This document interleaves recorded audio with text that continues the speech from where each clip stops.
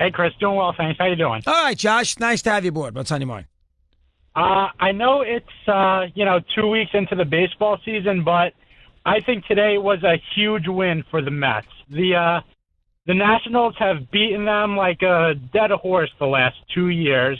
So to come in, their home opener, going against their top of the line guy in Strasburg, not their fifth starter. I think it really set a tone for the rest of the year that they're not going to be bullied around like they had been the previous year. I think, I do think this series is a big series for the Mets. Psychologically, as you said, they have been beaten by the Nationals a lot. They lost 13 of 19 last year, 12 of 19 a year before that. So that's they're 14 and 25 the last couple of years. So I do agree with that for the most part. But I'm not necessarily convinced that one game means that much to why. I think it's much more important for the Mets this series than it is for the Wizards. But the idea that they beat Scherzer, it is opening day, a little extra special for the Nationals, their home opener. DeGrom was pitching. They won a game going away. They were down early in the game. I think there's some truth to that. I think this was listen, it's April 5th. Let's not go crazy, Josh, but I understand where you're coming from. I think there was some extra significance on this game today. Here is Nick in Albany, New York, and he's aboard. He's on Mad Dog Unleashed. Nick, good afternoon. How are you today? Good, dog. Thanks for taking my call. You got it, Nick. Thank you. What's on you now? What's on your mind now? Let me hear.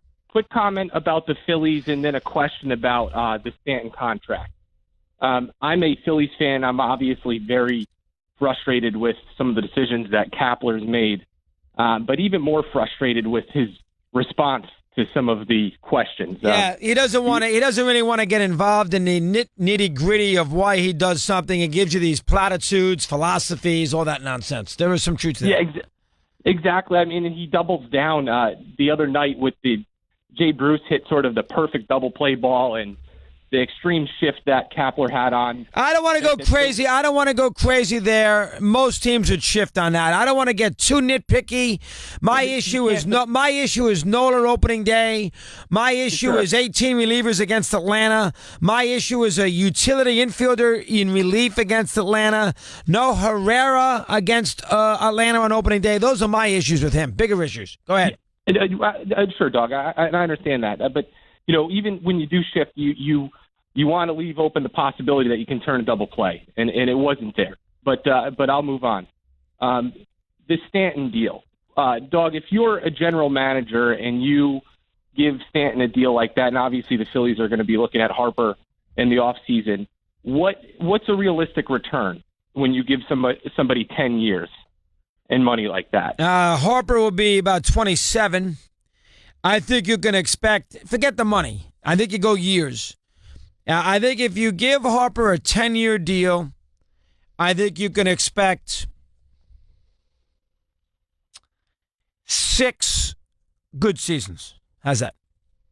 You probably get one there later in his career where you don't surprised, and he'll probably get hurt once where you only get 30, 40 games out of him in one particular season. He'll rip an ACL. That's just the nature of the beast. These athletes, they get hurt. They miss a good part of the year. I would say you would get Nick in that situation. I think with him, because he's young, I think you get 6 out of 10. So the question then becomes, do you want to spend $100 million on the other 4 years, even more, $120 million on the other 4 years to get 6 great years? That's the question. It's tricky. Tough call. Here's John in Connecticut. He's on Mad Dog Unleashed. Johnny, good afternoon. How are you today? How you doing, Chris? Hello, John. Nice to talk to you. What's on your mind now? Let me hear. You ever hear what Tom Weiskopf said when he shot a 13 on a 12th hole? I don't remember. I should have remembered it was him who did it in 1980. What did he say? He said, "I'm glad I didn't have a gun in my bag." That's rough. That's what he said? Wow. Yes. Weiskopf always got tight in the big spot. He always was intimidated. After the round, they asked him what he was thinking after he shot a 13 on 12, and that's what he said. Yeah, I mean, remember, he should have won in 75. I think he only won one major. That was a British Open. I think he was a little intimidated by Jack. Obviously, Jack was from Ohio State, as he was. I think Weiskopf went to Ohio State. We can look that up too. But, the Weiskopf had a ton of ability, and that 5-year run. Now, he's up against Nicklaus, but that 5-year run, he probably should have won more than a one major. He blew the Masters that 1 year in 75. He should have won that tournament. All right, we take a timeout, 5:22. Billy Andre in a little bit. We continue here on Mad Dog on.